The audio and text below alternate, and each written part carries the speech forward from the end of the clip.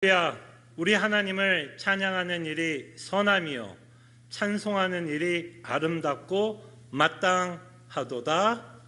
아멘.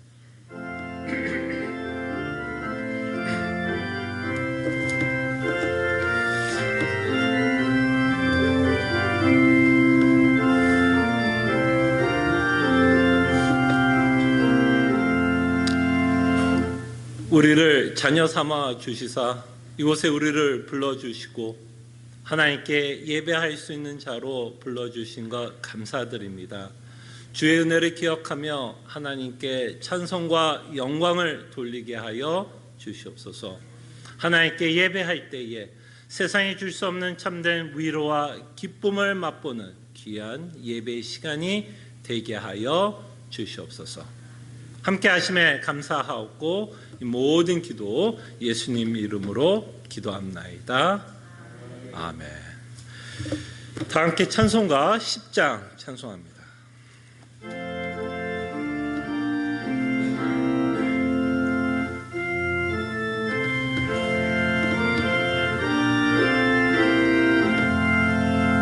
전능왕 오셔서 주 이름 찬송케 하옵소서.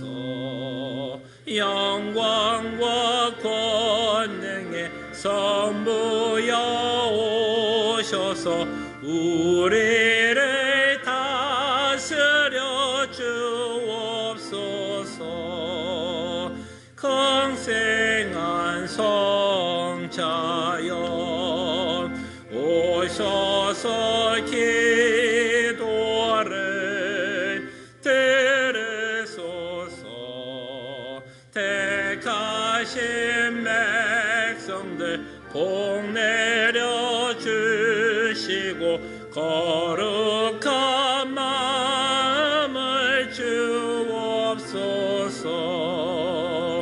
위로의 주 성령 오셔서 큰 증거 주옵소서.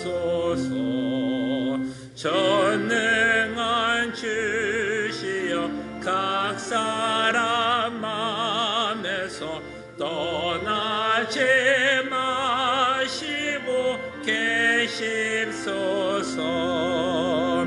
성삼 위에 제게 한없는 찬송을 드립니다. 존귀한 주님을 영광 준배하고 영원히 모시게 하옵소서. 아멘. 자, 하나님의 말씀 한 구절 봉독해 드립니다. 내 영혼아 여호와를 송축하며 그의 모든 은택을 잊지 말지어다. 아멘. 말씀을 기억하며 한 주의 삶을 회개하며 주의 은혜를 구하는 시간 같습니다. 주님, 우리가 어떤 이유로 하나님의 은혜를 잊고 살아갔다면 다시 한번 주의 은혜를 기억하게 하여 주시고 참으로 하나님께서 베풀어 주신 은혜 가운데 우리가 살아갔음을 고백하는 귀한 기도의 시간이 되게 하여 주시옵소서. 지금까지 우리를 지켜주신 하나님의 은혜를 기억하기를 원합니다. 감사하고 이 모든 기도 주 예수 그리스도 이름으로 기도합니다. 기도하여 주시옵소서.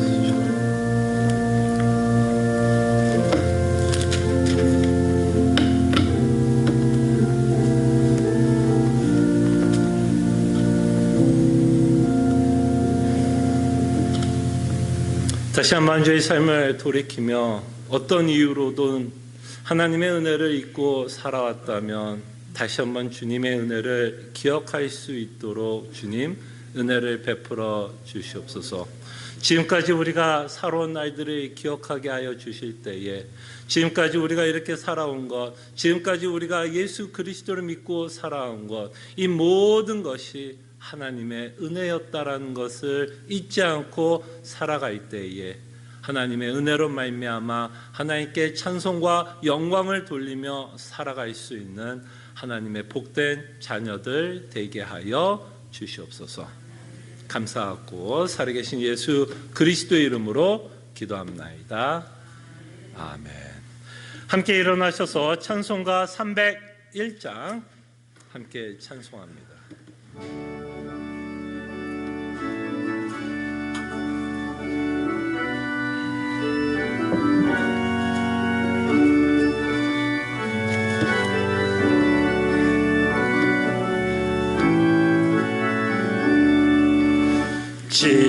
지금까지 지내온 것 주의 크신 은혜라, 한이 없는 주의 사랑 어찌 이루 말하랴.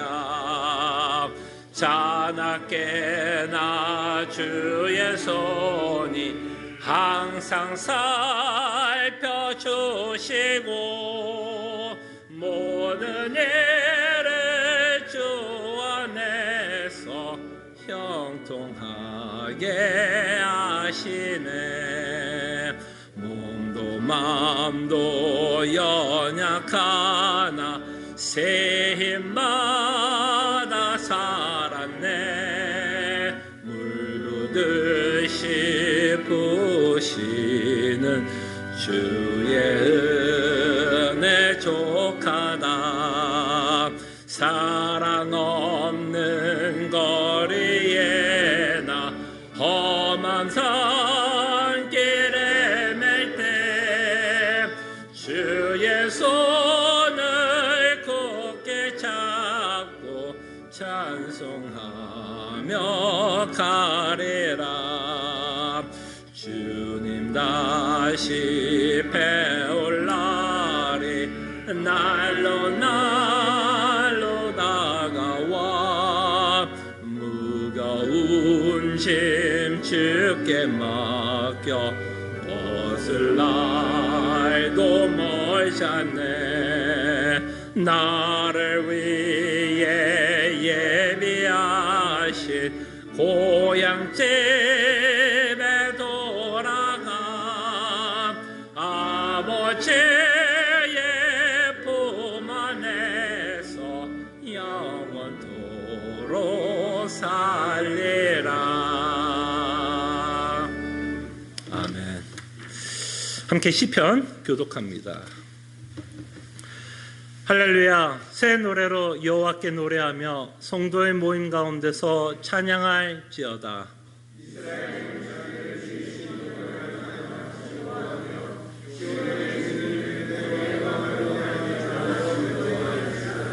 춤추며 그의 이름을 찬양하며 소고와 수금으로 그를 찬양할지어다.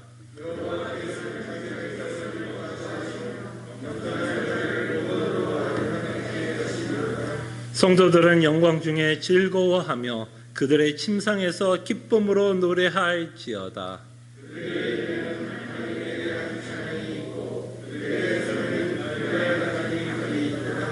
그것으로 문 나라에 보수하며 민족들을 벌하며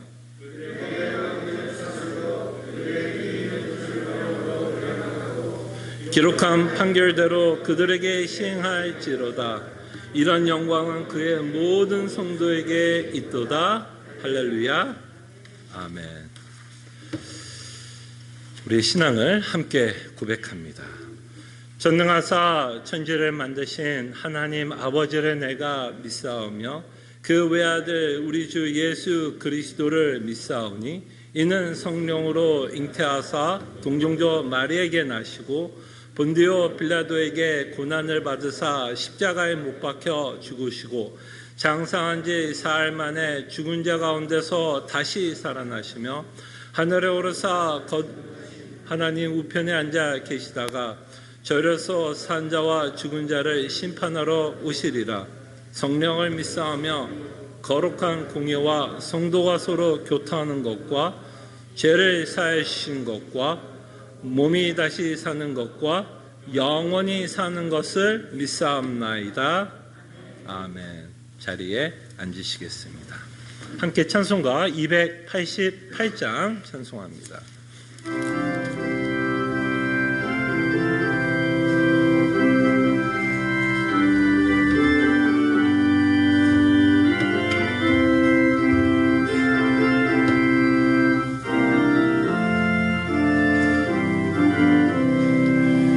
예수로 나의 구주 삼고 성령과 피로써 거듭나니 이 세상에서 내 영혼이 하늘의 영광 누리도다.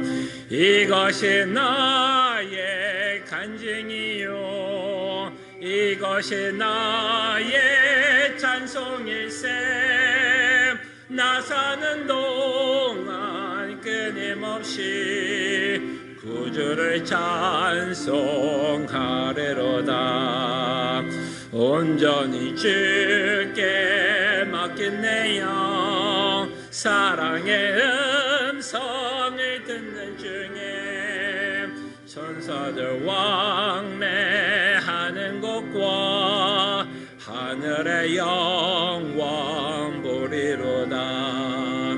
이것이 나의 간증이요 이것이 나의 찬송일세. 나 사는 동안 끊임없이 구주를 찬송하리로다. 주 안의 기쁨 누림으로 마음의 풍랑이 잔잔하니 세상과 나는 간고롭고 구속한 주만 보이도다. 이것이 나의 간증이요 이것이 나의 찬송일세. 나 사는 동안 끊임없이 구주를 찬송하리로다. 아멘.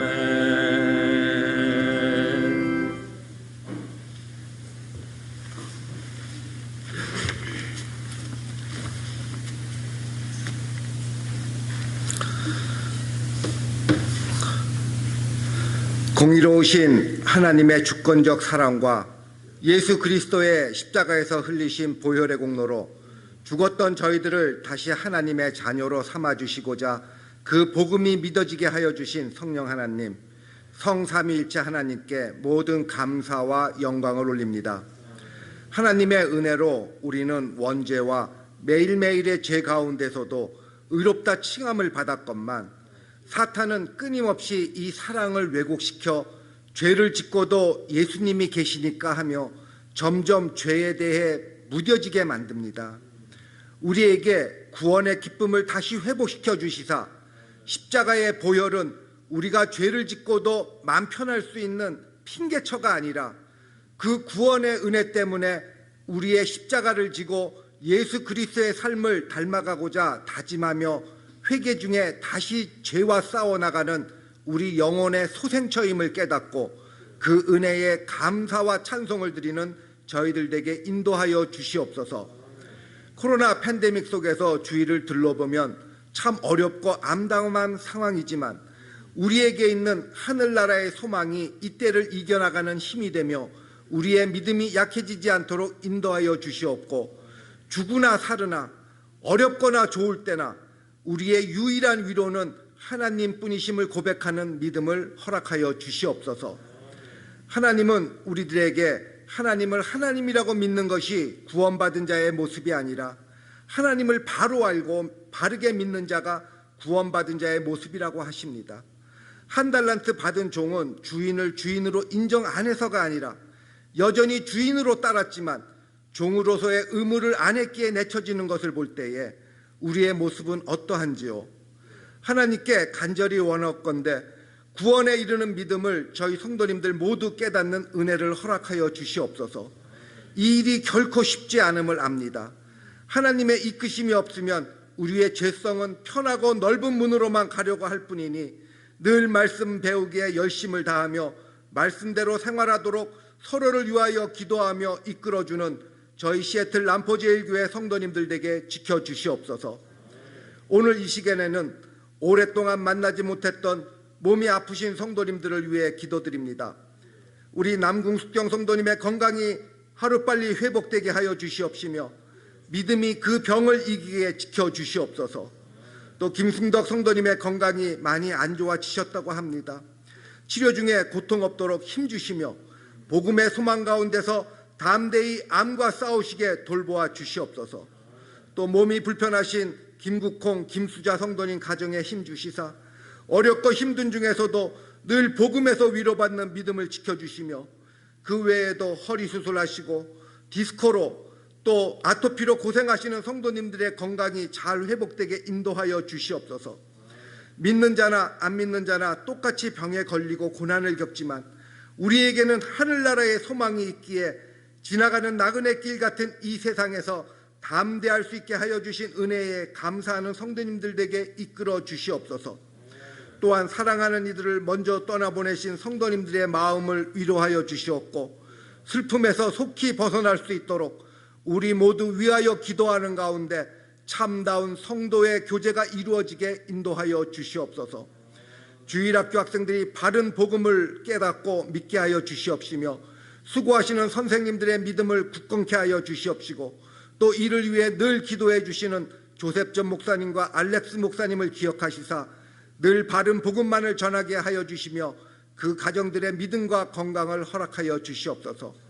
우리의 자매 교회들과 선교를 다녀온 카자흐스탄의 교회들 그리고 바른 복음을 전하고자 늘 기도하는 하나님의 교회들의 힘 주시사 이 땅이 교회로서 맡겨진 사명을 잘 감당하게 돌보아 주시옵소서. 특히 웨스트민스터 신학교가 바른 사역자를 양성하는 학교로서 그 학교의 믿음과 교수진들의 건강 그리고 학교의 재정을 지켜주시옵소서. 오늘 말씀 전하시는 송 목사님 늘 바른 복음만을 전하시도록 영육간의 강건함을 주시옵시며 오늘 설교되는 말씀을 통해 오직 하나님만이 영광받는 예배되게 인도하여 주시옵소서. 이 모든 것 우리 주 예수 그리스도 이름으로 기도드리옵나이다.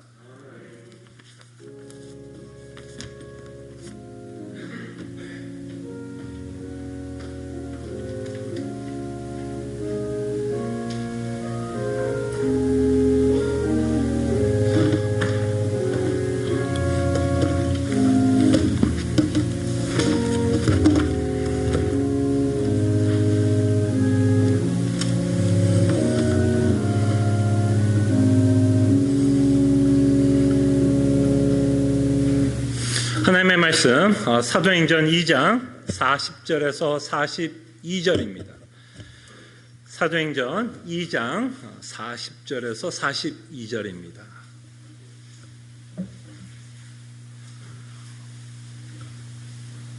하나님의 말씀이 이러합니다. 또 여러 말로 확증하며 권하여 이르되 너희가 이 패역한 세대에서 구원을 받으라 하니 그 말을 받은 사람들은 세례를 받음에 이날의 성도의 수가 3,000이나 더하더라.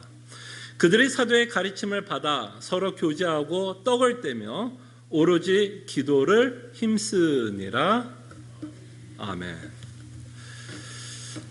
저희들이 계속해서 좀 고민하고 싶은 건 그리스도인들의 정체성에 대해서 저희들이 좀 생각해 봤으면 합니다. 정체성, 아이덴티티.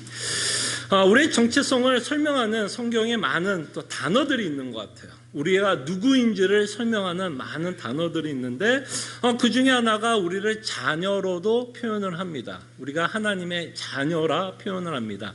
이런 자녀라는 단어를 통해서 우리의 정체성을 설명하고 있는 단어입니다. 하나님과 우리의 관계를 설명하고 있는 단어입니다. 때로는 우리를 어떤 동물에도 비유하면서 우리의 정체성을 설명할 때도 있습니다. 우리를 양이라고도 부릅니다. 여러분과 저를 그리스도인들을 양이라고 부릅니다.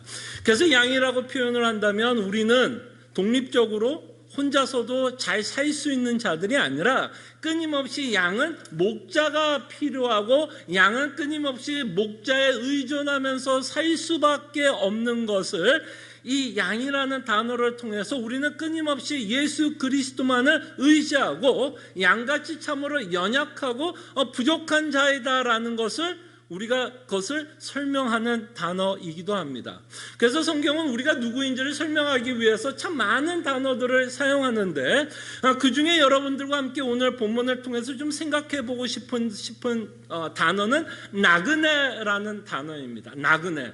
특별히 사도 베드로가 베드로전서에 보면 흩어진 나그네라고 표현을 합니다. 그리스도인들은 흩어진 나그네라고 표현을 합니다. 왜 이렇게 우리를 나그네로 표현을 했을까요? 왜 나그네라고 표현을 했을까요? 이 나그네라는 단어 안에는 여러 가지 의미가 있겠지만 한 가지 의미를 생각해 보면 비록 우리가 세상에 살지만 세상에 속하지 않은 자라는 것을 설명하기 위해서 사도 베드로는 또는 성경을 우리를 나그네라고 설명을 합니다. 그죠? 나그네. 뭔가 이 땅에 살고 있지만 이 땅에 속하지 않는 자의 신분을 갖고 저희들은 살아갑니다. 자, 그럴 때 여러분들이 분명히 이 땅에 살아가고 있고 이 땅에 살아가지만 나그네와 같이 살아간다라는 의미가 우리의 실질적인 삶 가운데서 어떻게 나타날까요, 여러분? 여러분 나그네라고 하면 여러분 좀 와닿습니까? 여러분들이 나그네 같은 생각이 들어요? 이 세상에 살고 있지만 나그네와 같은 생각이 드십니까? 아마 이럴 때 여러분들이 나그네와 같은 생각이 들 겁니다. 이 나그네라고 하는 이 정체성이 실질적으로 어떤 모습으로 나타나게 되냐면 세상 사람들과 함께 여러분들이 대화를 나눈다면 어느 시점에 되면 무엇을 느끼십니까? 뭔가 좀 대화가 되지 않는다라는 느낌을 받게 될 것입니다.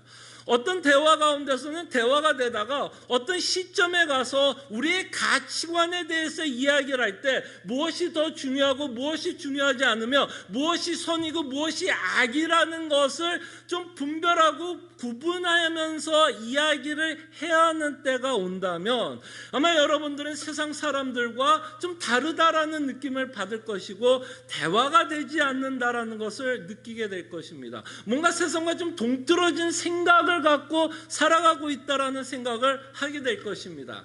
그래서 사도는 특별히 고린도전서에 보면 십자가의 도를 설명하면서 이렇게 이야기를 합니다. 세상 사람들은 십자가의 도를 어떻게 생각하죠? 가장 지혜롭고 가장 영광스럽게 생각하지 않고 세상 사람들은 십자가의 도를 미련하다라고 표현을 합니다. foolish, 바보 같다라고 이야기를 합니다. 이런 바보 같은 것을 너희들은 왜 믿느냐라는 식으로 세상 사람들은 십자가를 조롱하고 믿지를 못합니다. 여러분들이 믿지 않는 자들과 십자가의 도를 나눈다면 어느 시점에 가서는 당연히 대화가 되지 않는다라는 것을 보게 될 것입니다. 한쪽은 바보 같다라고 이야기할 것이고 한쪽은 정말 이 십자가를 통해서 하나님의 지혜가 나타났다라고 말씀할 거고 이 십자가를 통해서 하나님의 영광을 바라보며 그 안에서 참된 위로와 기쁨을 맛본다라고 이야기를 한다면 당연히 세상 사람들과 여러분들은 대화가 되지 않을 것입니다. 그런 의미에서 나는 세상에 분명히 살아가고 있는데 뭔가 세상에 속하지 않는 어떤 느낌을 받게 되냐면 나그네와 같은 느낌을 받고 살아갑니다. 세상이 추구하는 목적과 여러분들이 추구하는 목적이 다르기 때문에 또는 세상이 추구하는 가치관과 여러분들이 추구하는 가치관이 다르기 때문에 세상과는 끊임없이 충돌이 있을 수가 있고 세상과의 대화 가운데서는 뭔가 답답함을 느끼게 되고 불편함을 느끼게 되고 이 땅에 우리가 살아가고 있지만 여러분 그런 느낌 아십니까? 내 옷이 아닌 것 같은 옷을 입고 있는 옷이 큰 옷, 작아서 뭔가 좀 내 옷이 뭔가를 입고 있는데 뭔가 좀 불편한 느낌을 받게 됩니다. 더 나아가서는 1세기는 그냥 불편한 것으로 끝나는 것이 아니라 1세기에 신앙생활을 했던 성도들은 세상이 성도들을 박해하는 데까지 가고 있는 모습을 보게 됩니다. 그래서 사도 베드로는 흩어진 나그네라고 표현합니다. 박해 가운데 흩어질 수밖에 없었던 성도들을 표현하고 있는 정체성이 바로 흩어졌다라고 표현을 합니다. 자, 그럴 때 오늘 우리가 왜 나그네로밖에 살아갈 수밖에 없는지를 오늘 본문을 통해서 우리가 좀 생각을 해보려고 합니다. 사도 베드로는 지금까지 설교를 했습니다. 그 설교를 가지고 듣고 있는 자들에게 권면을 하고 있는 내용을 우리가 이제 보고 있습니다. 권면을 합니다. So what? 그래서 지금까지 말씀했던 내용을 토대로 그래서 적용의 내용을 말씀하고 있는 부분을 보게 되는데 특별히 40절에 보면 사도 베드로는 이 말씀을 듣고 있는 자들에게 뭐라고 말씀하냐면 너희가 이 패역한 세대에서 구원을 받으라 하니라고 말씀을 합니다. 이 패역한 세대에서 구원을 받으라라고 말씀합니다. 이 말은 뭐예요? 이 패역한 세상에서 벗어날 것을 말씀하고 있습니다. 이 패역한 세상에서 벗어난 자들은 이 세상과 분리된 자들입니다. 이렇게 분리된 자들은 이 땅에서 어떤 자들의 삶을 살 수밖에 없냐면 나그네의 인생을 살 수밖에 없습니다. 자, 이거에 대해서 패역한 세대에서 구원을 받으라고 하는 이 내용에 대해서 사도 바울은 골로새서 1장 13절에서 14절에서 조금 더 부연 설명하고 있는 내용을 저희들이 보게 됩니다. 주보에 적어놓지 않았는데 한번 성경을 필까요? 골로새서 1장 13절에서 14절 우리의 정체성을 설명하고 있는 구절입니다. 주보에 없습니다. 성경을 피시길 바랍니다. 골로새서 1장 13절에서 14절입니다. 자, 그럴 때 너희가 패역한 세대에서 구원을 받으라 그러면 이 패역하다라는 말에는 너희가라는 단어를 통해서 무엇을 말씀하냐면 우리는 원래 어디에 속한 자였다라고 성경을 말하는가 하면 우리는 원래 패역한 세대에 속한 자라는 것을 전제를 갖고 있다는 것을 보게 됩니다. 자, 그 내용을 갖고 골로새서 1장 13절에서 14절을 보겠습니다. 구원받은 자들이 어떤 정체성을 갖고 살아가는지에 대해서 사도 바울은 이렇게 표현을 합니다. 13절 그가 우리를 흑암의 권세에서 건져내사. 여기서 흑암의 권세가 과연 어떤 세대죠? 우리가 보고 있는 본문의 패역한 세대를 설명하고 있는 특징입니다. 이 패역한 세대의 특징은 뭐냐면 흑암의 권세자가 다스리고 통치하고 있는 곳입니다. 그것이 바로 패역한 세대가 갖고 있는 특징이고 우리도 원래는 이곳에 있었던 자라는 거죠. 흑암의 권세 아래서 흑암의 권세의 통치를 받고 있었던 자들이었다라고 성경은 말씀합니다. 그러면서 사도 바울은 이렇게 말합니다. 그의 사랑의 아들로 옮기셨느니라. 흑암의 권세 아래에 있었던 자, 패역한 세대에 살고 있었던 자, 패역한 세상에 살고 있었던 자, 그들이 지금 어디에 옮겨졌다고요? 그의 사랑의 아들의 나라로 옮기셨느니.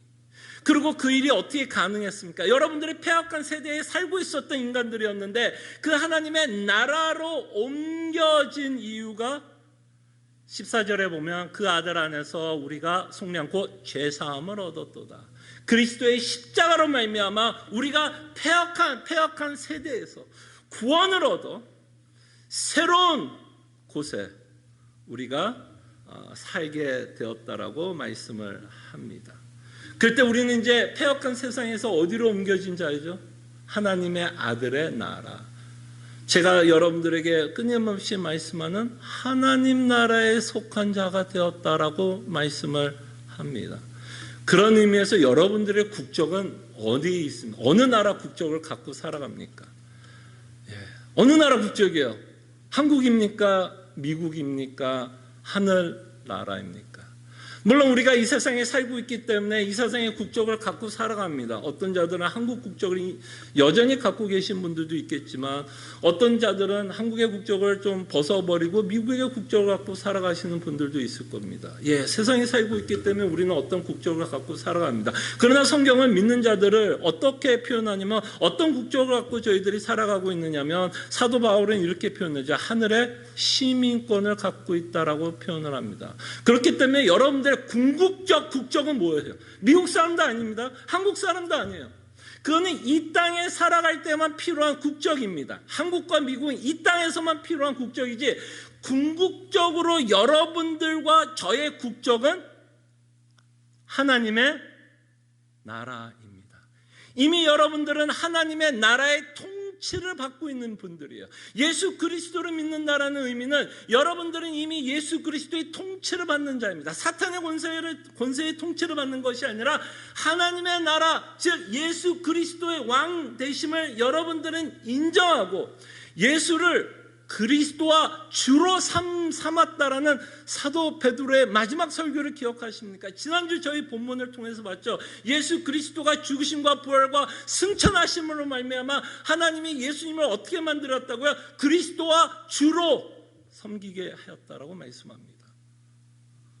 그래서 여러분들이 하나님의 나라에 속한 하나님의 백성이기 때문에 이제는 예수 그리스도의 권세 아래에서 살아가는 자들입니다. 여러분들의 국적은 하나님의 나라예요.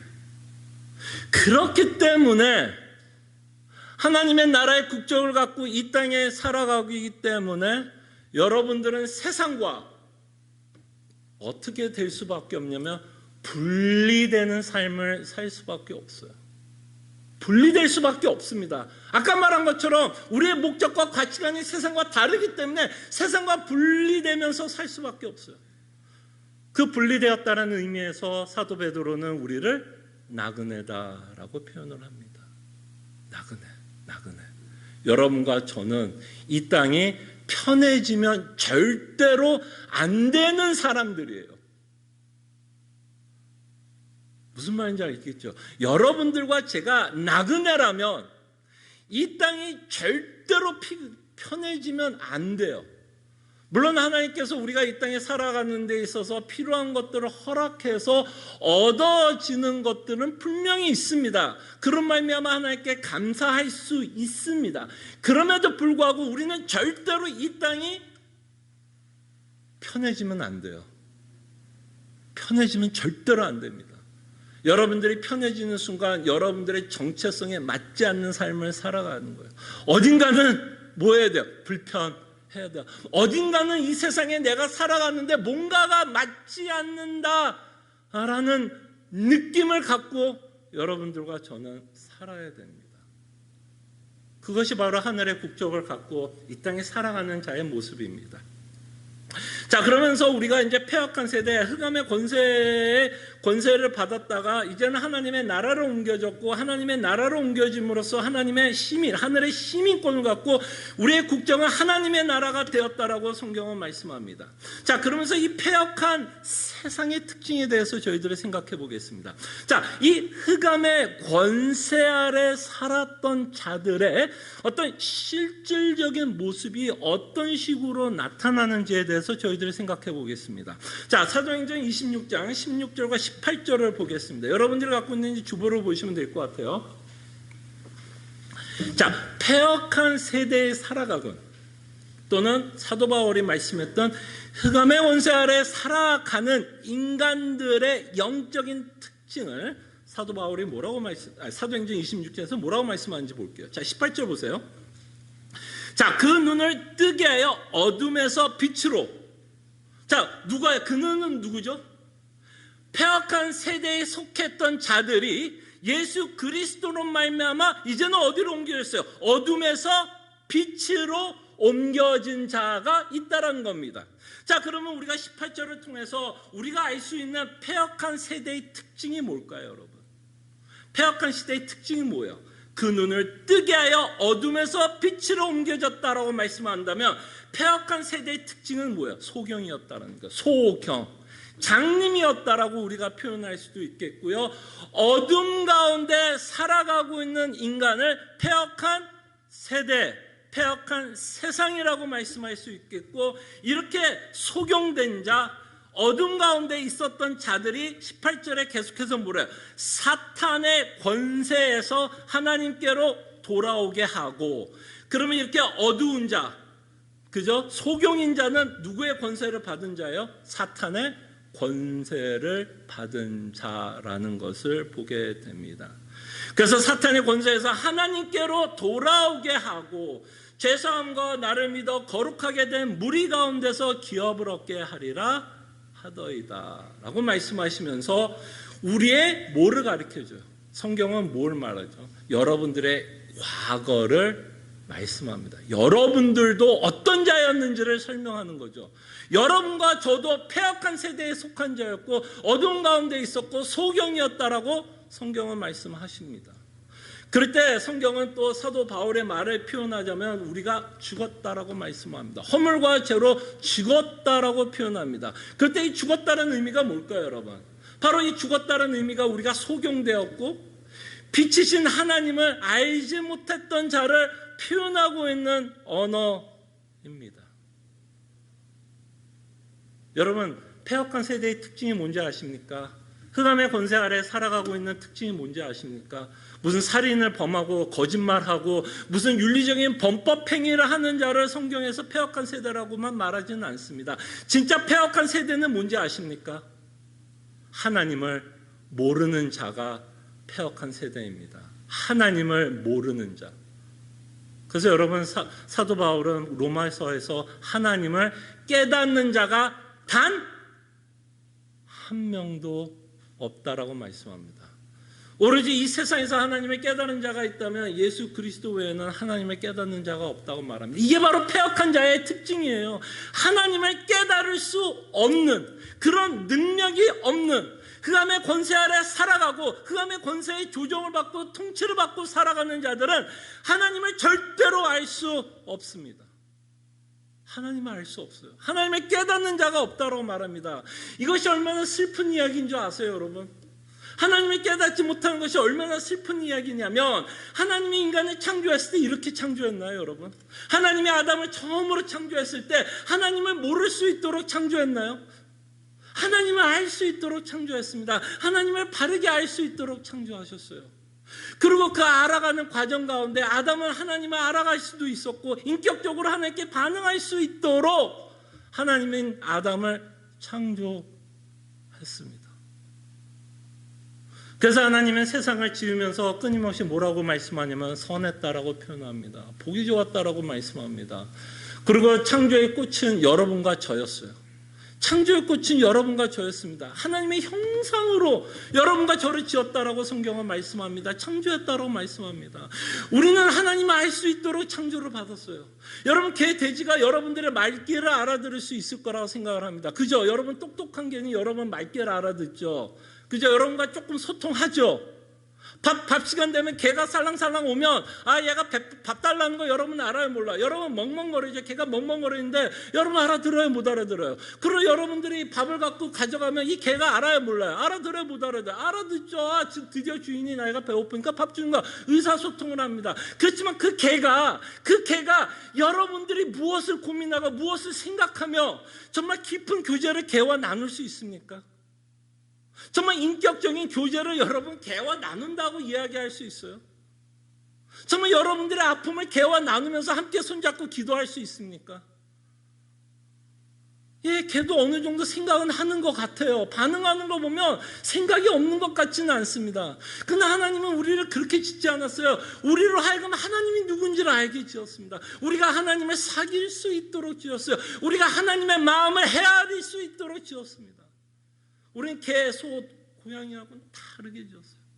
우리 이성을 주셨고요.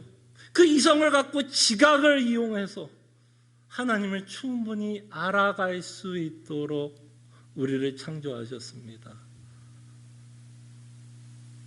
그러나 이 패역한 세대의 특징은 하나님을 알만하다고 했는데 하나님 알기를 거부하는 자들이었습니다. 하나님을 알만한데 하나님을 거부한다고 이야기합니다. 여러분 이거는 페르나입니다. 페르나. 여러분 페르나라는 단어를 언제 쓰죠? 자식이 부모의 어떤 은덕을 기리지 않을 때 우리는 뭐라고 표현해? 이런 페르나. 어떻게 네가 짐승만도 못하구나. 어떻게 네가 부모에게 그럴 수 있어? 라고 할 때 여러분 페르나라는 단어를 쓰지 않습니까? 여러분 정말 우리가 페르나였어요. 어떤 의미에서 페르나요? 이 세상을 창조하신 분이 누구예요? 우리의 부모님이 누구예요? 하나님 아니십니까? 하나님이 우리를 창조했어요. 근데 우리는 하나님을 알아보지도 못하고 알고 싶지도 않고 깨닫고 싶지도 않다라고 말씀합니다. 그의 은혜, 우리를 창조한 그 은혜조차도 알고 싶지 않았다고 얘기합니다. 그래서 이사야에 보면 인간에 대해서, 이스라엘 백성에 대해서 하나님이 얼마나 애통하면서 이렇게 표현한 줄 알아요? 개들도 주인을 알아본다고 표현을 해요. 그 말이 뭘까요, 여러분? 개들도, 당나귀도, 동물도 주인을 알아본대요. 그러면서 하나님이 이스라엘 민족에게 하고 싶은 말은 뭐예요? 너희들은 어떻게 개만도 못하냐? 여러분, 이게 여러분과 저예요. 이게 여러분과 저였어요. 얼마나 인간이 비참해졌는지를 우리는 성경을 통해서 알게 됩니다. 우리는 하나님을 알만하게 지었어요. 분명히 하나님을 알 수 있는 능력을 갖게 되었습니다. 그러나 오늘 본문을 통해서 우리는 패역한 세대에 살아가는 인간이 되었습니다. 영적으로 죽었어요. 빛을 알아볼 수 있는 능력을 잃어버렸습니다.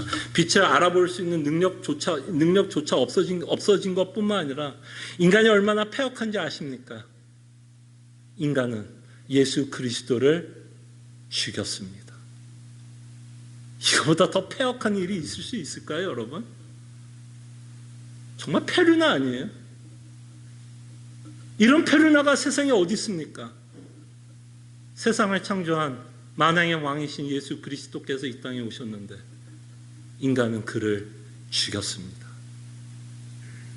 그리고 그 인간들과 여러분과 저는 다르지 않았다라고 성경은 말씀하십니다. 그리고 이 패역한 자들의 특징은 하나님을 알 수도 없고요. 바르게 알 수도 없고요. 그 다음에 더 안타까운 건 하나님을 사랑할 수도 없어요. 여러분, 가족 간에 불편한 가족들이 있으면 여러분 마음 어때요? 편해요, 안 편해요? 여러분 혹시 부모님과 갈등이 있는 자들이 있습니까? 자녀와 좀 갈등이 있는 집사님, 성도님들 계세요? 그 가족 안에 갈등이 있으면 불편해요, 안 불편해요? 집에 가고 싶어요, 안 가고 싶어요? 당연히 안 가고 싶을 거예요. 근데 정말 우리가 하나님과 우리가 불편해졌어요. 더 이상 그를 사랑하고 싶지도 않았고요. 더 이상 하나님을 사랑하고 싶지도 않고요. 하나님은 이렇게 대적하고 있는 우리를 진노할 수밖에 없고 심판할 수밖에 없는 자가 되었습니다. 그래서 성경은 우리의 관계를 원수였다고 표현해요. 원수. 서로 대적할 수밖에 없는. 우리는 더 이상 하나님을 사랑할 수 없어. 우리는 다른 것을 사랑하게 된 자들입니다. 인간이 여전히 하나님의 형상이 남아있는 것 중에 하나가 있다면 우리가 사랑할 수 있는 존재이기는 해요. 그죠? 사랑할 수 있습니다. 근데 어떤 면에서 우리가 그 죄 아래의 영향을 받냐면 하나님을 사랑할 수는 없어요. 우리는 분명히 사랑 가운데서 위로를 받고 기뻐하고 감사하면서 살아갈 수 있도록 하나님께서 창조했는데요. 그 위로의 근원지인 하나님, 감사의 근원지인 하나님을 사랑할 수 없기에 여러분과 저는 끊임없이 갈증을 갖고 이 땅에 살 수밖에 없습니다. 어딘가에 그 갈증을 해소해야 돼요. 그래서 그 갈증을 해소하기 위해서 우리는 뭘 만드냐면 우상을 만드는 겁니다. 뭔가를 사랑하고 싶고 그 우상에게 사랑을 받으면 그래도 뭔가 채워지는 것이 있어요. 뭔가 이 공허함 가운데 뭔가 채워지는 것이 있어요. 그 채워지는 것으로 우리는 기쁨을 삼고 위로를 삼고 감사함을 삼고 살아가지만 그 채워지는 건요, 뭐라고 표현하면 좋을까요? 모래와 같다라고 표현할까요? 그냥 이렇게 잡으면 잡히는데 그냥 빠져나가요, 모래알처럼. 여러분들이 섬기는 우상이 여러분들에게 기쁨을 주지 않는다는 얘기는 아닙니다. 기쁨을 줘요. 그러니까 우리가 열심히 섬기죠. 근데 여러분과 저에게는 궁극적인 기쁨을 줄 수는 없어요. 왜 그런지 아세요? 하나님이 여러분들을 그렇게 창조하지 않았기 때문이에요. 그렇기 때문에 가진 자들도 결국 뭐예요? 불평과 불면. 가진 자들은 더 다른 쾌락을 찾아 헤매는 이야기 많이 듣지 않으십니까? 인간이 하나님을 사랑할 수 없으면 우상을 섬기고 더 다른 죄들을 짓게 됩니다. 만족이 되지 않으니까, 여러분, 만족이 안 되니까 우리는 불평할 수밖에 없고 원망할 수밖에 없으며, 만족이 안 되기 때문에 인간관계가 어떻게 될 수밖에 없을까요? 만족이 안 되는 인간관계 안에서 그 인간관계가 유지가 될까요? 깨질까요? 당연히 깨질 수밖에 없죠. 만족이 안 되기 때문에 상대도 만족이 안 됩니다. 그 상대도 내가 만족이 안 돼요. 그러니 그 관계가 불편해질 수밖에 없고 그 관계가 깨질 수밖에 없다는 것을 보게 됩니다. 그 다음에 궁극적으로 여러분, 패역한 세대의 특징이 뭔지 아십니까? 그 하나님의 영광을 바라보지 못한다라는 거예요. 그 영광을 바라보지 못하고 그 하나님께 찬송과 영광을 돌리지 못하기 때문에 여러분과 저는 슬프게밖에 살지 못합니다. 허무하게밖에 살지는 못하고요. 솔로몬이 고백한 것처럼 이 세상이 헛되다라는 고백을 할 수밖에 없어요.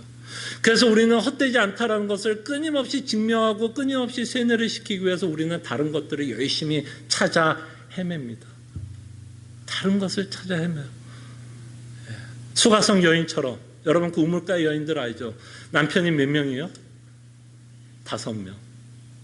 왜 5명의 남편을 두었을까요? 끊임없이 만족되지 않으니까. 다른 남자로, 다른 남편으로 끊임없이 대체하면서 뭔가의 만족을 찾아 헤매고 있는 것이 이 패역한 세대의 특징입니다. 근데 이렇게 패역한 세대에 접해 살던 우리가 이제는 뭐예요? 그 흑암의 권세 아래에 있지 않고 이제는 뭐야? 하나님의 나라로 옮겨진 자들입니다.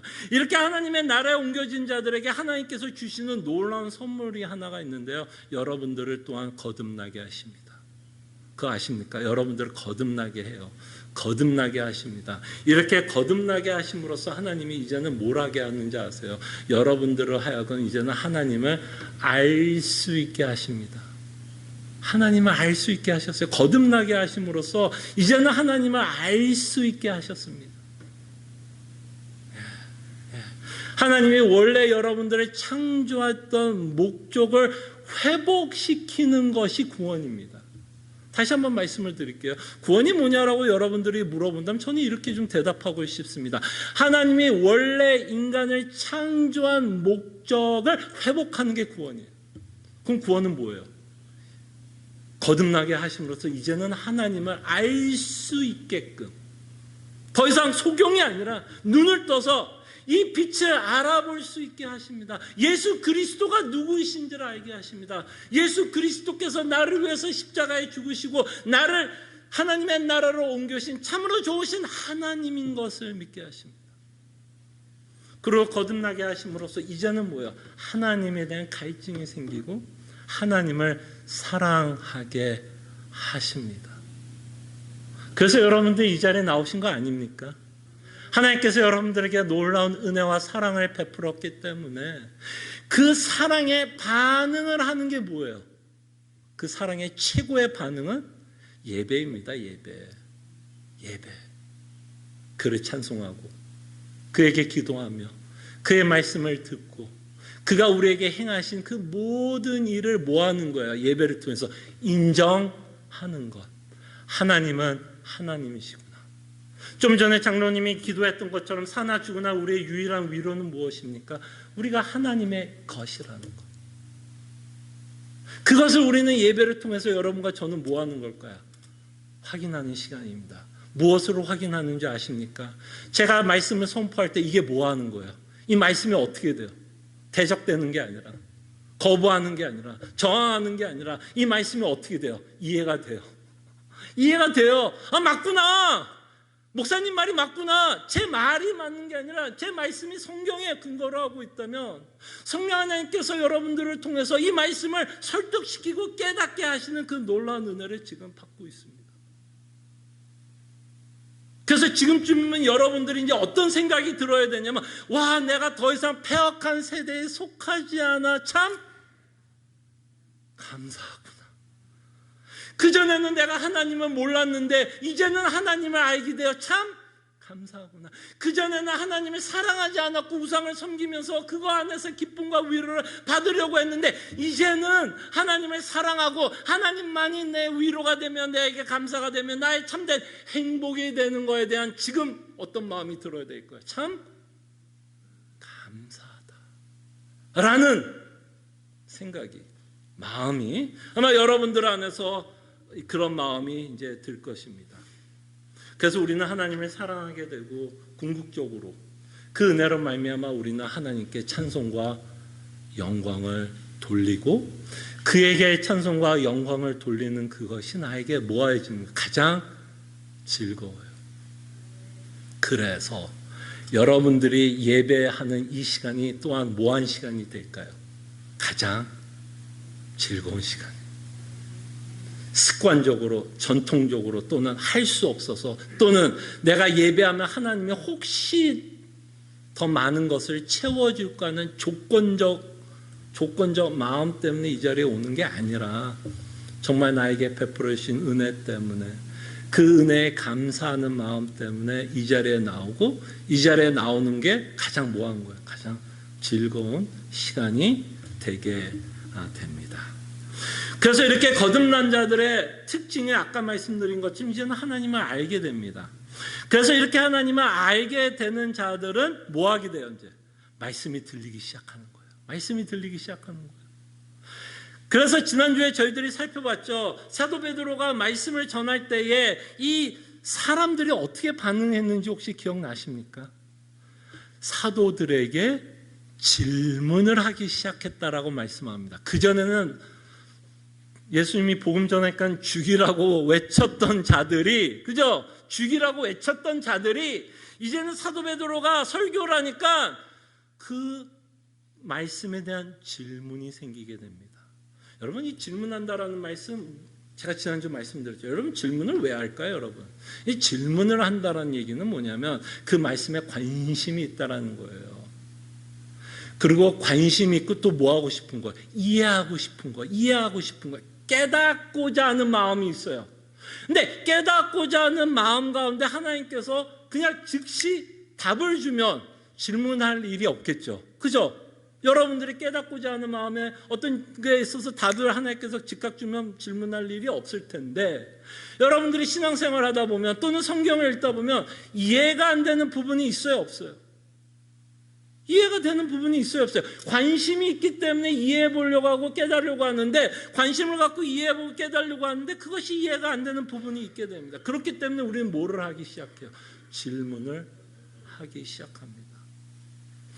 거듭난 자들은, 여러분들이 거듭나기 전에는 하나님이 주권적으로 여러분들을 일단 살려냅니다. 살려내야 될 거 아니야. 일단 살아나야 될 거 아니야. 그러고 나서 여러분들을 살려내고부터는 여러분들이 인격적으로 대합니다. 여러분들과 사귀고 싶고 인격적으로 만남을 통해서 사귀기를 원하고, 그런 인격적인 사귐 가운데 그에 대한 관심과 함께 이제 질문이 생기는 거예요. 거룩한 질문, 좋은 질문, 건전한 질문들이 생기게 됩니다. 그래서 어떤 질문들이 생길 수 있을까요? 사도 베드로가 설교했던 내용을 가지고 우리가 질문을 한다면, 예수님이 왜 죽었을까? 예수님이 왜 죽었을까?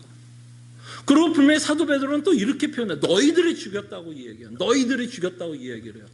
도대체 이게 무슨 말이야? 이게 무슨 말일까? 내가 죽였어? 나 그 자리에 없었는데. 여러분 가운데 그 자리에 있었던 자들이 있어요? 없잖아요. 그럼 이게 정말 너희가 죽였다 그러면 이건 1세대 사람들만 이야기하는 걸까? 나하고는 전혀 상관이 없는 말씀인가? 그럼 이런 본문들을 어떻게 이해해야 되지? 그 다음에 그 본문에 보면 굉장히 신비한 말도 합니다. 너희들이 비록 죽였지만, 사도 베드로가 뭐라고 이야기하는지 아세요? 이것 또한 하나님의 계획이었다. 와, 이해되십니까? 너희들이 죽였다고 그러는데, 야, 이것 또한 하나님이 계획했대요.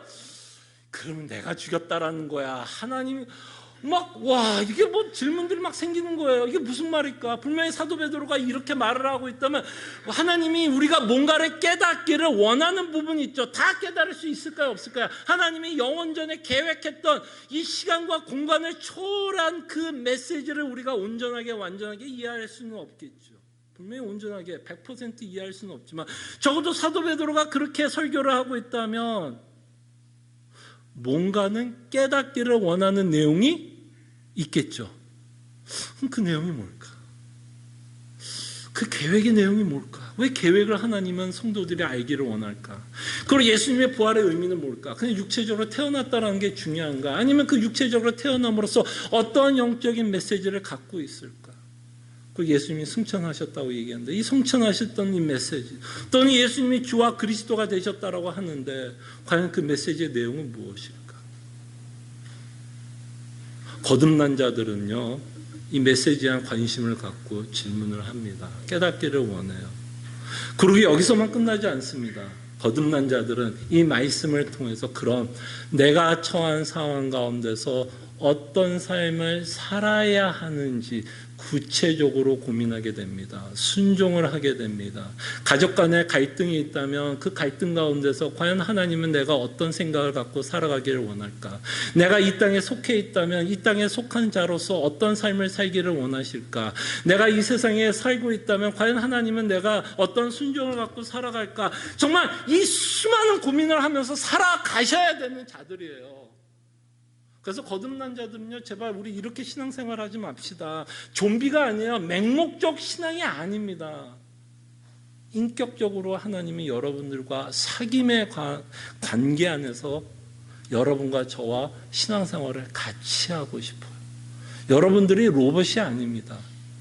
하나님이 여러분들을 로봇으로 창조했으면 이미 여러분들을 영화 상태로 그냥 데리고 갔어요.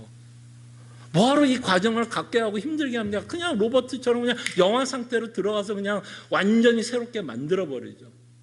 그렇지 않게 한 거는 여러분들과 인격과 인격으로 여러분들이 반응하기를 원하는 거예요. 그 은혜에 반응하기를 원하고 그 하나님의 말씀에 더 깨닫기를 원하는 그런 삶을 하나님이 살기를 원한다는 겁니다. 그렇게 폐역한 시대에 우리는 나혼자들이기 때문에 세상과 분리되면서 살아가는 나그네의 인생으로 살아갑니다. 근데 여기서 오해는 없기를 바랍니다. 여러분들이 나그네로 이 세상과 분리되었다고 해서 여러분들이 우월한 존재라고 말하는 건 아닙니다. 착각은 없으시길 바랍니다. 세상과 여러분들이 분리됐기 때문에 내가 저 사람보다 우월하고 저 사람보다 존재감이 뛰어나고 나는 저 사람보다 낫다라고 생각하면 여러분들과 저는 예수 그리스도께서 바리새인과 세리의 비유를 기억해 주시길 바랍니다. 바리새인의 큰 문제는 끊임없이 세리와 비교하면서 내가 잘났다는 거죠. 내가 하나님 앞에 의롭다라고 끊임없이 증명하면서 살아가려고 하는 바리새인의 모습을 봅니다. 여러분과 세상과 다른 것이 있다면 그들은 하나님의 은혜를 받지 못한 거고 여러분과 저는 하나님의 은혜를 받은 자, 그 차이입니다. 우월한 거 없어요. 분리되었다라 그래서 여러분들이 더 우월하다고 생각을 한다면 그건 교만입니다. 그건 교만이에요. 여전히 우리가 이 땅에 살아가고 있기 때문에 우리는 세상 사람들과 접촉은 해야 됩니다. 접촉을 해야죠. 여러분과 제가 수도원에서 수도성으로 사는 게 아니기 때문에 계속해서 접촉을 해야 됩니다. 접촉을 해야 되는 이유 중에 하나는 그래야 또 여러분들이 복음을 전하지 않겠습니까? 접촉을 하지 않는데 어떻게 여러분들이 예수 그리스도의 복음을 전할 수 있습니까? 우리는 끊임없이 이 땅에 살아가고 있지만 나그네로 살아갑니다. 그렇다고 우리가 우월하지 않습니다. 우리는 끊임없이 이 땅에 살아가면서 이 세상 사람들과 접촉을 하면서 살아가야 되는 자라는 것도 잊지를 않기를 바랍니다. 그래서 이 패역한 세상에서 분리되었다면 어딘가에 속해야겠죠, 이제. 여러분 어떠세요? 폐악한 세대에서 분리가 되었다면 어딘가에 여러분들은 이제 속한 자들이죠. 이제 궁극적으로 하나님의 나라에 들어갈 자들입니다. 그러나 우리가 이 땅에서 폐악한 세대에 살다가 어떠한 공동체에 속하게 되는데 그 공동체가 어디인지 아십니까? 그 공동체가 이제 사도행전을 통해서 우리에게 보여주는 교회가 됩니다. 교회가 돼요. 예. 폐악한 세대에 속했고 나그네로 살아가지만 그 나그네들이 모인 또 다른 공동체가 있는데 그 공동체는 교회가 됩니다. 그래서 사도행전을 통해서 예수 그리스도의 교회를 소개하게 됩니다. 그래서 그 공동체는 이 세상의 공동체와 굉장히 다르죠. 세상은 누가 왕이에요? 흑암이 왕입니다. 그러나 이 교회 공동체의 왕은 누구예요? 예수 그리스도입니다. 말씀이 권세가 있고 말씀의 권위가 있고 이 공동체 안에 있는 자들은 예수 그리스도를 왕으로 성경을 최고의 권위로 그 말씀 가운데서 살아가는 자들입니다. 그리고 패역한 세대에 속했던 자들이 이 교회에 속했던 자들은 어떤 공감대를 갖고 살아갑니다. 아까 말씀드린 것처럼 여러분들이 패역한 세대에 나오면 그들과 뭔가 불편하다고 말씀을 드렸죠. 뭔가 섞이지 못한다라고 말씀을 드렸죠. 그 섞이지 못하는 자들이 어디에서 섞이게 되냐면 교회를 통해서 섞이게 됩니다. 여러분들과 저는 어마어마한 공감을 하면서 살 수 있는 자들이에요. 여러분과 저의 공통분모는 한국 사람이고 제가 한국말을 해서가 공통분모가 아닙니다. 여러분들이 김치찌개를 좋아하고 제가 김치찌개를 좋아해서 공동체가 아니에요. 여러분과 제가 갖고 있는 최고의 공통분모는 같은 예수를 믿는다라는 겁니다. 같은 예수를 믿기 때문에 제가 이 말을 하면 여러분들 안에 뭐가 생겨요? 아멘이 생깁니다. 동의가 생겨요. 공감되는 같은 주님을 믿고 같은 하나님을 믿고 같이 패역한 세상에서 구원을 받은 자라는 어마어마한 공통분모를 갖고 있고 그 공통분모로 말미암아 우리는 이 안에서 뭐가 가능하게 될까요? 대화가 가능하게 됩니다. 세상 사람들과 대화가 되지 않는 그 내용들이 여기서 대화가 가능하게 됩니다. 그럴 때 이 패역한 세상에서 분리되어 교회에 속한 자들의 삶의 특징을 저희들이 42절을 통해서 보게 됩니다. 42절의 내용은 이제 저희가 다음 주에 조금 더 깊이 살펴볼 거예요. 패역한 세상에 속해서 하나님의 나라에 속한 자들은 이제는 뭐 할 수 있는 능력이 있다라고 말씀을 드렸죠. 하나님을 알 수 있는 능력이 생겼다라고 말씀을 드렸고 여러분과 제가 하나님에 대한 관심이 생긴다라고 말씀을 드렸습니다. 그렇기 때문에 당연히 이 교회 공동체가 가장 힘써야 되는 것이 있다면 뭘까요? 42절을 통해서 뭐를 힘쓰라고 말씀하죠? 사도의 가르침에. 그래서 사도의 가르침을 받는다. 너무 당연한 이야기 아닙니까? 거듭난 자들은요, 사도의 가르침을 받기를 원해요.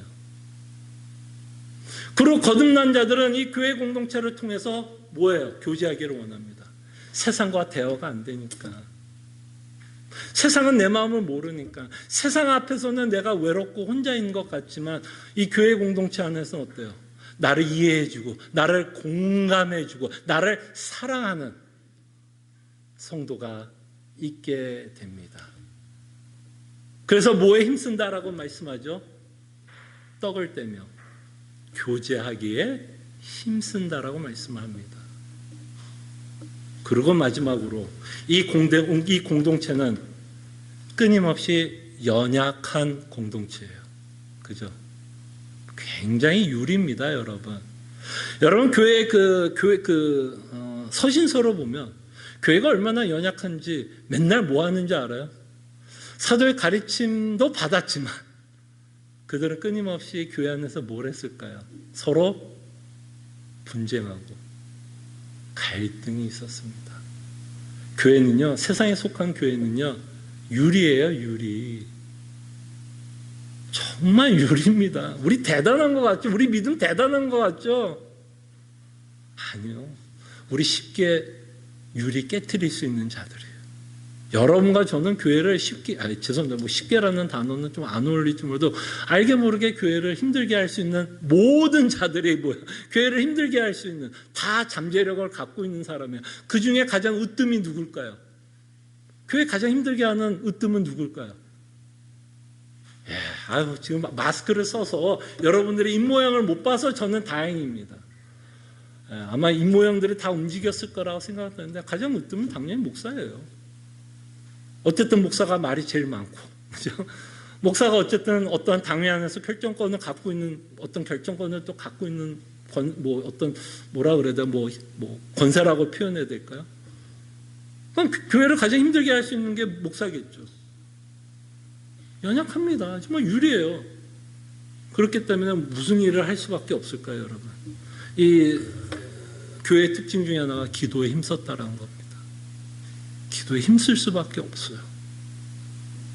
그럴 때 여러분, 저희가 42절은 다음 주로 넘기겠습니다. 이 시애틀 남포 제2장로교가 가장 애써야 되는 부분에 대해서 저희들이 다음 주에 생각해 보겠습니다. 자, 이것만이 중요하다는 얘기는 아닙니다. 오해하지 마십시오. 물론 다른 내용도 있습니다.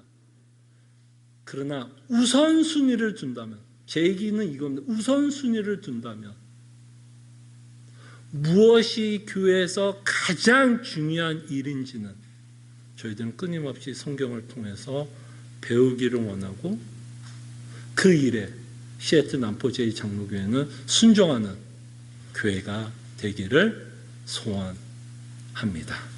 기도하죠. 자, 그럴 때 여러분들 기억해 주십시오. 여러분들의 정체성을 기억해 주십시오. 그 정체성을 우리가 기억할 때 패역한 세대에 속한 자이지만 이제는 하나님의 나라에 속한 자이기 때문에 정말 하나님께 감사할 수 있는 자가 될 수 있도록 기도했으면 좋겠고요. 이렇게 패역한 세대에 속하다가 이제는 교회라는 하나님께서 만들어주신 이 교회 공동체 안에 우리가 속했다면 정말 우리 시애틀 남포 제2장로교회가 추구해야 될 방향은 있다라고 봅니다. 이 교회가 모든 일은 다 할 수는 없을 거예요. 그렇다면 이 교회가 가장 우선순위를 둬야 하는 일이 무엇인가를 성경을 통해서 바르게 배우고 그 일에 순종해 갈 수 있는 교회가 될 수 있도록 저희들이 함께 기도하는 시간을 갖겠습니다. 기도합니다.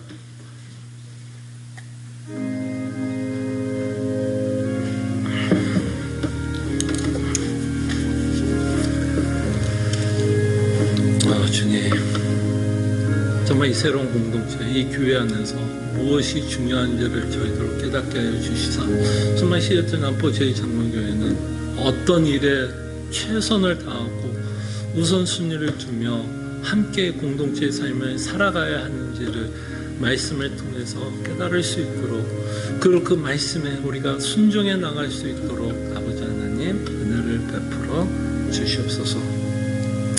참으로 고마우신 하나님 감사합니다. 정말 이 말씀을 통해서 우리의 정체성을 기억하게 해 주시옵소서. 과거에 우리가 어떤 자였는지를 기억하게 해 주시사 이제는 우리가 하나님의 나라에 속한 하늘의 시민권을 갖고 있는 자요, 이제는 하나님의 은혜로 거듭난 자요. 그래서 다시 한번 하나님을 알 수 있게 하여 주시고 하나님을 사랑할 수 있도록, 그래서 정말 하나님께서 베푸르신 은혜와 그 구원 때문에 하나님께 찬송과 영광을 돌릴 수 있는 자로 불러주신 것 감사합니다. 그렇게 우리에게 은혜를 베풀어 주셨기 때문에 저희들이 이제 고민하기를 원합니다. 질문하기를 원합니다. 과연 하나님이 원하시는 시애틀 남포 제2장로교의 모습은 무엇인지를 우리가 고민하게 하여 주시고, 그 고민이 우리의 생각으로 또는 세상 사람들이 말하는, 아니면 또 다른 교회들이 말하는, 그렇게 해서 결론이 나는 것이 아니라 정말 말씀에서 무엇을 말씀하고 있는지, 말씀에서 무엇을 우선순위를 두고 말씀하고 있는지를 저희들로 배우게 하여 주시고 그 말씀에 순종할 수 있는 교회가 되게 하여 주시옵소서. 감사하고 살아계신 예수 그리스도 이름으로 기도합나이다. 아멘. 함께 일어나셔서 찬송가 289장 찬송합니다.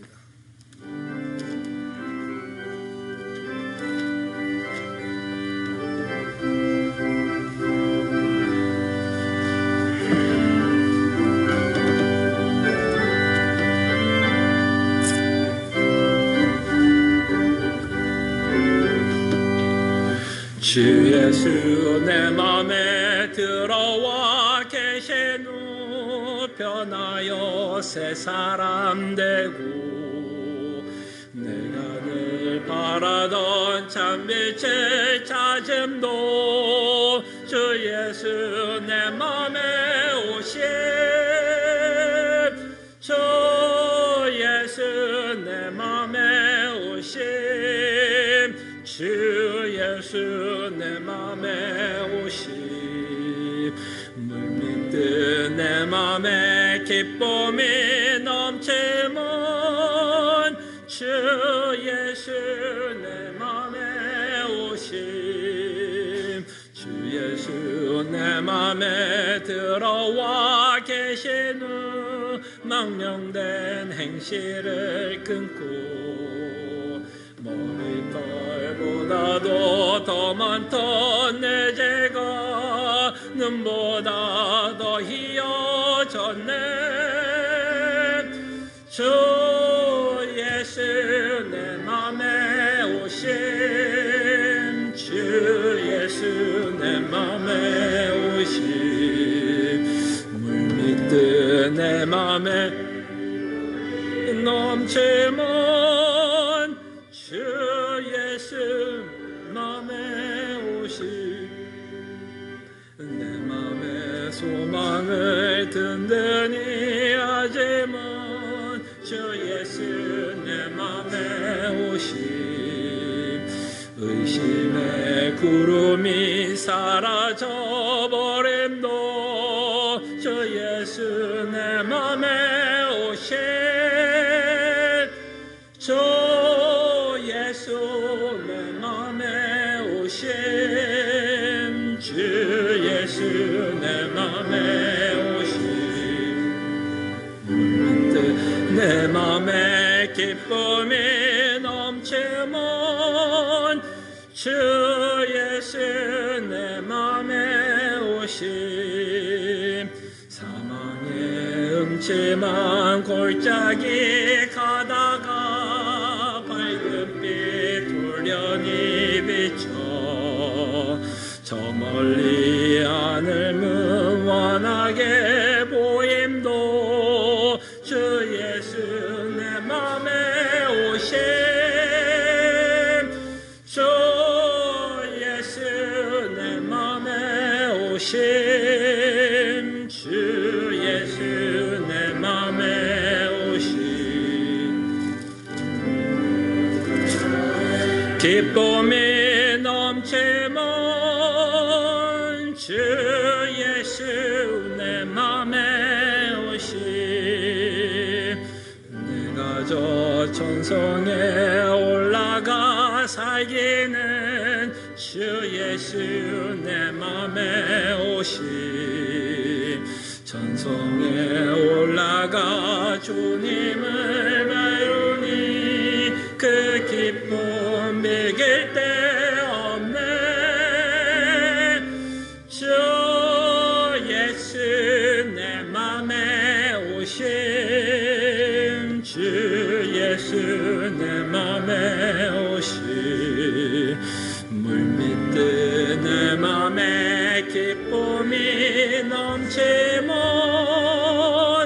주 예수 내 맘에 오심 하나님의 백성들이여 하나님이 주시는 참된 위로와 소망의 말씀을 믿으시기를 바랍니다. 소망의 하나님이 모든 기쁨과 평강을 믿음 안에서 너에게 충만하게 하사 성령의 능력으로 소망이 넘치게 하시기를 원하노라. 아멘. 주여, 정말 이 교회가 계속해서 우선순위를 둬야 될까 잊지 않게 해주시고 이 일에 먼저 힘쓸 수 있도록 주님 은혜를 베풀어 주시옵소서. 주님 감사합니다. 주님 도와주시옵소서. 주님